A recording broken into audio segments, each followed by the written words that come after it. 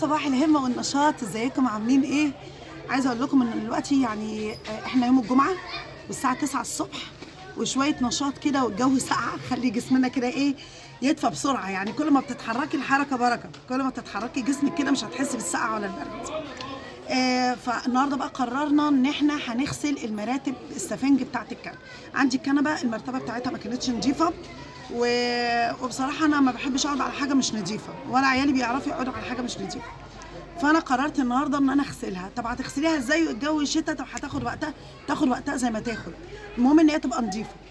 فالنهارده بقى هنغسله بقى المراتب السفنج، وهنشوف هنغسلها ازاي، وهنحطها في البلكونه تاخد وقتها، وهنفرش اي حاجه على الكنبه ان شاء الله يا رب. بصوا انا عندي البطاطين اللي هي الصوف دي، ان شاء الله لو هنقعد على الارض ونتغطى بالبطاطين مش مشكله، بس اهم حاجه ان انا ما اقعدش على حاجه مش نضيفه. فتعالوا بقى نشوف هنغسلها ازاي وطريقه غسلها. ولو لسه اول مره تتابعيني، معاكي اختكم مشاهد. دي قناتي، متنسيش تدعميني باللايك والاشتراك، تفعيل زر الجرس بقى عشان اي فيديو جديد انا اعمله ينزلك على طول. يلا نقول بسم الله، توكلنا على الله ونشوف احنا هنعمل ايه. تعالوا اوريكم الاول السفنجه عامله ازاي. بصوا، هو المفروض ان انا اجددها او ان انا اشتري غيرها، بس انا بصراحه لا، انا اهي بس المرتبه شكلها مش حلو خالص. فانا نتجمز بالجميز لغايه ما العنب يطرح، ولا بيقولوا التين يطرح، ولا مش عارفه بيقولوها ازاي. فاحنا هنتجمز بالجميز لغايه ما ربنا يسهل الحال ونبقى نجيب واحده جديده.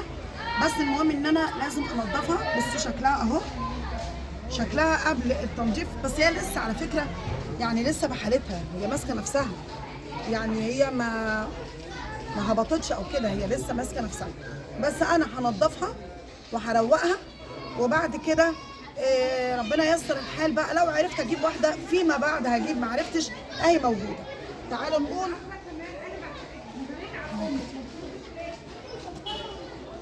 بسم الله. بسم الله، توكلنا على الله، ولا حول ولا قوه الا بالله، ويلا بينا. عشان شهد بتقول لي مش قادره. يلا بينا، تعالوا نشوف احنا الاول هنعمل ايه. اول حاجه هنعملها انا عندي الخرطوم.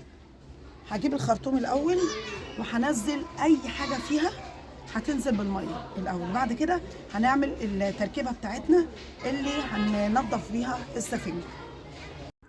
يلا انا شغلت الخرطوم اهوت، وبحاول ان انا انزل اي حاجه في المرتبه بقى. بصوا انتوا هتلاقوا اصلا الميه تحت المرتبه بقت سودة. انا هشطفها كده، هنزل اي حاجه من المرتبه قبل ما احط التركيبه اللي انا هعملها، اللي هو الجردل. طبعا عندي جردل وهحط فيه تركيبه كده هعملها قدامكم. هترجع لي المرتبه دي. انا عايزه اقول لكم والله بجد نضفت قوي قوي قوي قوي. كنتش اتخيل ان هي هتبقى كده، انا كنت حرميها والله. بس انا سألت بره على السفنج لقيته ضعيف جدا، يعني انا لقيته مش تخين زيها كده. انتوا عارفين المرتبه دي معايا بقالها ياما، وما صراحه ما هبطتش، يعني النوع بتاعها نضيف. فانا قلت حرام بدل ما ارميها وهي لسه يعني نوعها حلو، مش هعرف اعوضها. لا، طب انا لغايه بقى ما بقى اشد الركنه اللي عندي، يعني اوديها لحد يشدها لي كده واجدد منها. بصوا، من غير ما احط اي حاجه عليها ولا اضيف التركيبه بتاعت اللي انا هعملها. بصوا لما عملت بالخرطوم نضفت. انا حطيتها هنا، بصوا على سور البلكونه وباللمامه. بقيت اشيل شعر، اشيل وبره، اشيل اي حاجه، عشان قبل ما انضفها النظافه الاخيره دي اللي انا هحط لها التركيبه السحريه بقى اللي انا هعملها، اللي هترجعها لي بيضه بيضه يعني قشطه كده. بس انا هنا بصوا انتوا شايفينها لونها فتح قوي ازاي. انا لسه ما حطيتش ولا كلور ولا حطيت اي حاجه، انا بس حطيت على سور البلكونه اشيل منها قلت بقى اعمل لها كده باللمامه، اشيل اي حاجه من عليها، وبر شعر بقى اي حاجه تنظيفه كده يعني. وبعد كده بقى احطها بقى على الارض تاني. طبعا انا نظفت الارضيه من الميه اللي هي، عايزه اقول لكم طينه، كانت طينه. انا هعمل ان شاء الله المرتبه التانيه كمان، يعني قبل دخلة رمضان كده، كل سنه وانتم طيبين.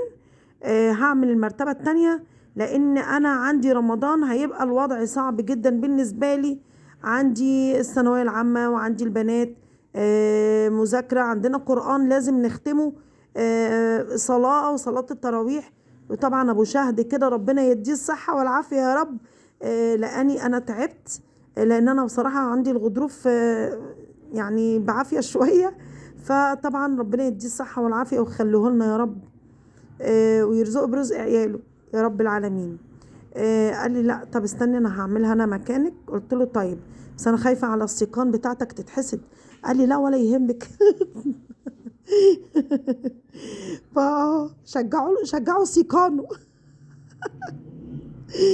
يلا يلا بسرعه بسرعه بسرعه، فرق في السرعات يا جماعه، طبعا ربنا يديك الصحه والعافيه. طبعا انا مسرعت الفيديو، هو ما كانش بيتنطط كده. انا طبعا قلت بالمره السجاده اللي تحت دي كنت عايزاها تنضف، فقلت ان انا اعمل ايه، اضرب عصفورين بحجر. طبعا هيبقى فيه كلور بقى، وهيبقى فيه مش عارفه ايه، طب ما انا اللي هينزل من السجاده من السفنجه ينزل على السجاده، وهو كله يبقى نظافه مره واحده. طبعا عملتها اهو فم تاني، انا عملتها على فمين كده. يعني دي فم تاني من غير بردك الايه، من غير اللهم صل على كامل النور عليه الصلاه والسلام، من غير ما احط برضو التركيبه بتاعتنا. بصوا خليتها، بصوا ازاي بتلمع بتلمع بتلمع، والله مش محتاجه حاجه، بس برضو هحط التركيبه بتاعتي وهنقعها فيها.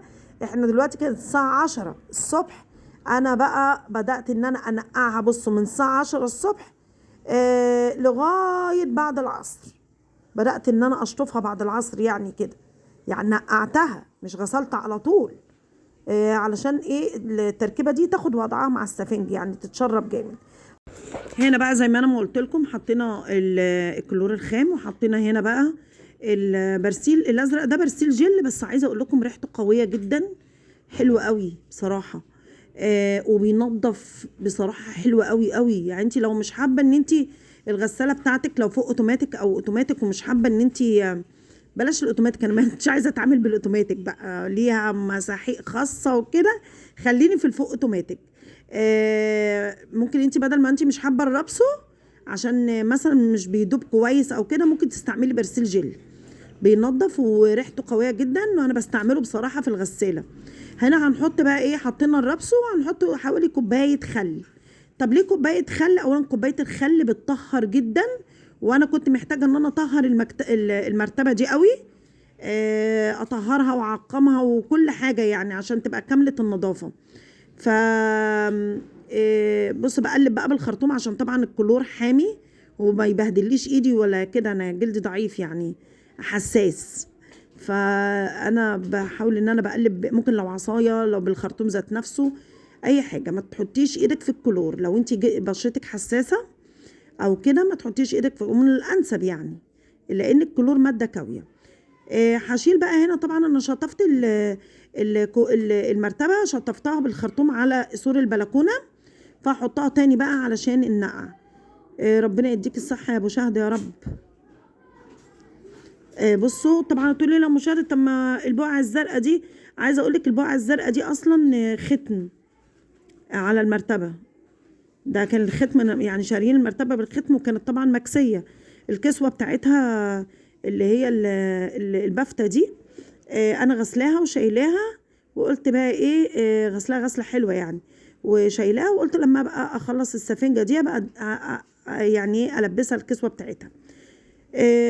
السفنجه الصغيره دي ما عملتهاش على سور البلكونه، خفت لا تقع مني وانا بعملها باللمامه، فعملتها على الارض. هنا بقى ايه، هنقع بقى السفنج، هنقعه لغايه العصر، يعني هو اخد تنقيع كده حوالي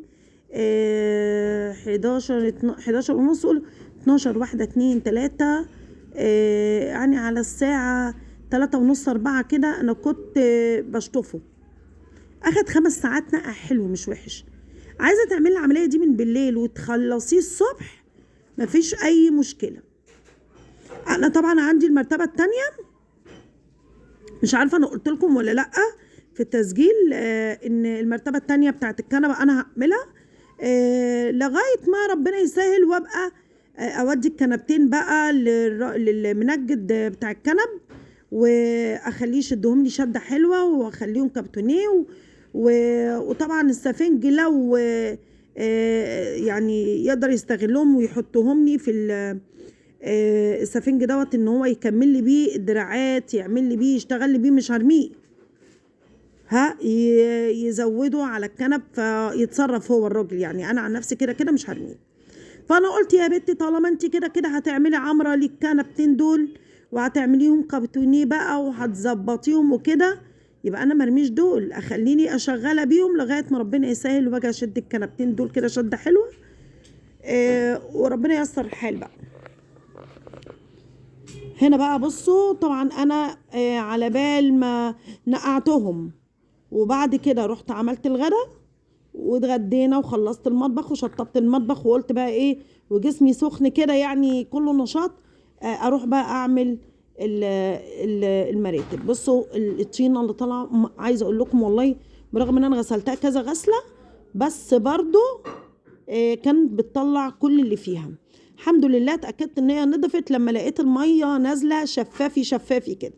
عدت عليه طبعا وهي على سور البلكونه، عدت على المرتبه بالخرطوم اهو، بكمل بقيه الشطف عشان طبعا وانا بحطها على سور البلكونه بتبقى شايله ميه من على الارض، فانا كده بعيد عليها شطف بالخرطوم. وبعد بقى ما اسيبها تنشف، بعد ما تنشف كده هقوم بقى عاملاها بالمعطر عشان تبقى ريحتها حلوه. هي والله العظيم ريحتها بقت جميله، عايزه اقول لكم ريحتها بقت حلوه قوي. يعني عايزه اقول لكم البرسيل الجل اللي فيها مديها ريحه قويه جدا. بس انا بردك عندي معطر بحط لها في المعطر. وبصوا بعد ما تخلصي عايزه بقى تكملي انت بديتول، كملي عايزه تكملي انت حاجه من عندك مفيش مشكله. دي بقى حته السفنجه التانية اللي احنا كنا بنعملها التكمله بتاعتها. بصوا بقت جديده، بس تحس ان نضفت يعني بقت نظافه. ان شاء الله هعمل المرتبه التانية على رمضان باذن الله. تبعتوا ليه طب وفي العيد؟ لا انا هعملها على رمضان، لان انا في رمضان السنه دي صعبه جدا عليا، مش عايزه اعمل اي دوشه لشهد او اي كركبه عشان هي طبعا ثانويه عامه. ربي ينجحها كده ويوفقها وتجيب اعلى مجموع يا رب، هي واللي زيها، ويكبر بخاطرهم كلهم. كل اي بيت فيه ثانويه عامه ربنا يكبر بخاطرهم كلهم يا رب. انا لما بصلي وبدعي لبنتي وبدعي للي زيها والله العظيم يفرحهم جميعا. وما تنسوش ان لكل مجتهد نصيب، ولكل مجتهد نصيب، على حسب اجتهادك ربنا بيديك، واحنا راضيين باي حاجه، احنا راضيين والله. انا اهم حاجه الرضا. طبعا سبت بقى السفنج يتعمل، والسجاده شربت الكلور وشربت كله، فانا غسلتها بالفرشه. كان التليفون ساعتها فصل مني، وهشطفها بقى بالخرطوم. دي سفنجه تانية بحطها تحت السفنج بالظبط، بحط السفنجه دي. فانا غسلتها برضو غسله حلوه. كان ساعتها التليفون فصل والله ما عرفتش اجيب لكم وانا بغسل السجاده.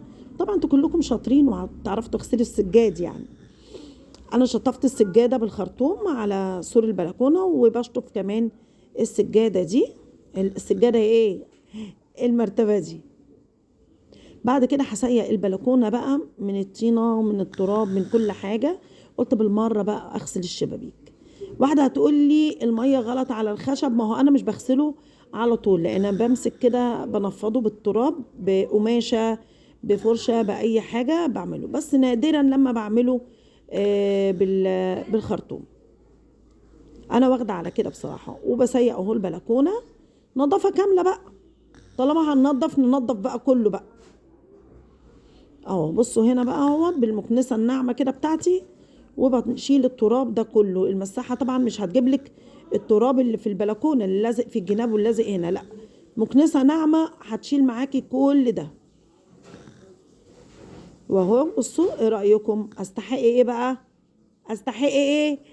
استحق اللايك والاشتراك وفعلي زر الجرس علشان اي فيديو انا بعمله باذن الله يفيدك، اي روتين انا بعمله. ايه رايكم يا جماعه في روتين التلاجة، روتين الفريزر اللي ايدي اتجمدت فيه؟ نضفت لكم طبعا الناس اللي ما شافتوش، انا نضفت الفريزر من التلج اللي فيه. بصوا في ثواني، في ثواني كده كان كل التلج طالع من الفريزر. هسيب لكم الرابط في صندوق الوصف عشان تشوفوا الروتين بتاع فريزر التلاجة، عشان الناس اللي عايزة تنظف الفريزر بتاعها وتوضب بقى عشان خزين رمضان. هقول لكم ازاي تنظفوا الفريزر بتاعكم وتشيلوا التلج اللي فيه بمنتهى السهولة. محمد بقى طبعا مصمم والله العظيم، غيرت له الترنج بتاعه ولبسته الدفاية دي وهو مصمم برضو. اشوفكم على خير ومع السلامة.